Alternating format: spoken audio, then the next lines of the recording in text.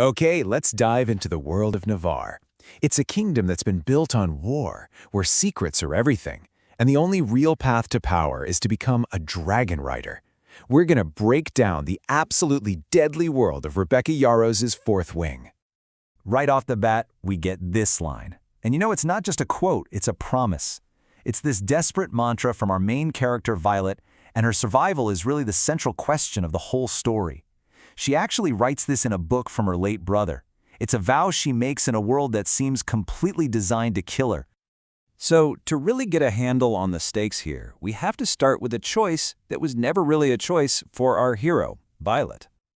So you have these two paths for Violet Sorrengail. On one side, there's the life she has trained her entire life for, to be a scribe. Safe, surrounded by books and history in the archives, just like her dad. But on the other side, well, that's the life her mother, the commanding general, demands. The brutal, unforgiving life of a dragon rider. A path she was absolutely never meant to walk. Yeah, even her own sister protests. Violet is, physically fragile. She's smaller than her peers because of an illness her mother had while pregnant. Her joints are weak, her ligaments tear easily. I mean, she is literally the last person you'd expect to survive the Rider's Quadrant, let alone succeed. So why all this relentless pressure to create dragon riders? Well, it all comes down to one thing, a 400-year-long war. Navarre is just locked in this perpetual, brutal conflict with its neighbor, Emil, and their griffin riders. The kingdom's very survival depends on these magical wards that are powered by dragons, which makes the dragon riders the ultimate weapon and the only real defense. And this constant need for more and more riders has created an absolutely brutal training ground, Basgiath War College.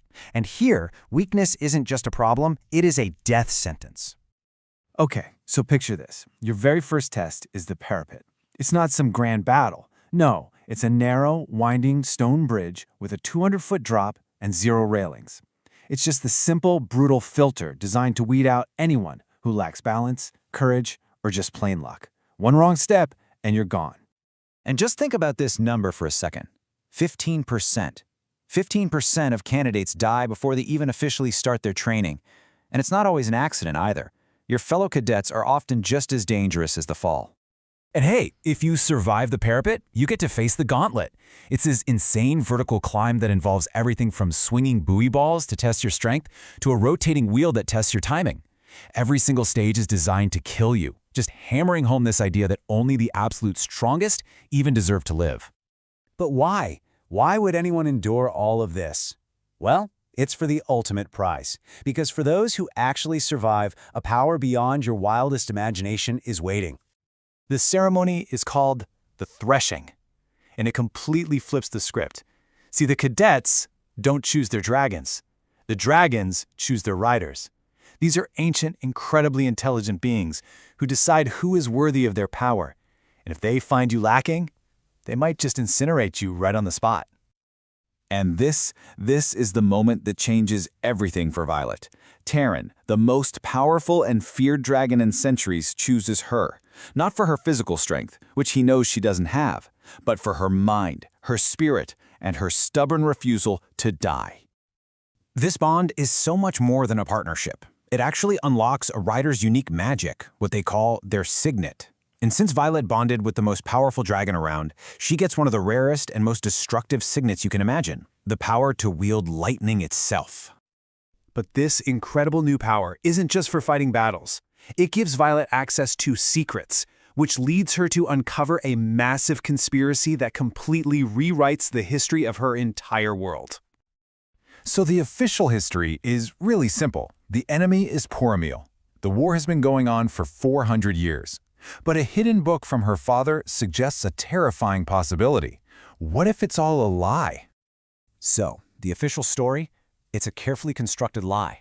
The whole war with Emil is just a cover.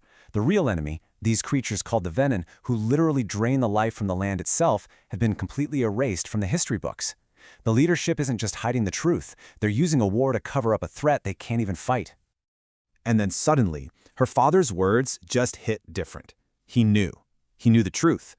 All that training wasn't about making her a historian. It was about arming her with the one weapon that could actually fight this lie, the truth. And that's the question that just hangs over everything, right? In a world where history itself is a weapon, who can you possibly trust? The real enemy isn't the one at your border. It's the lie that has been protected for centuries. And for Violet, uncovering that truth might be way more dangerous than facing an entire army of dragons.